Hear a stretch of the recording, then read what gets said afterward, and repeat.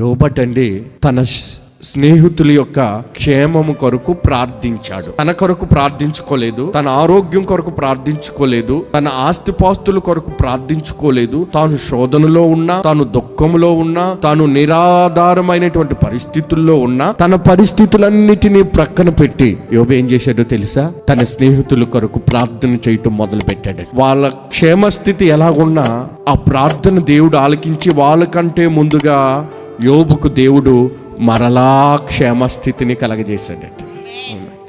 అంటే మీ జీవితంలో ఆయన ఒక వాగ్దానం చేశాడు, నేను మీకు క్షేమాన్ని కలగజేస్తాను.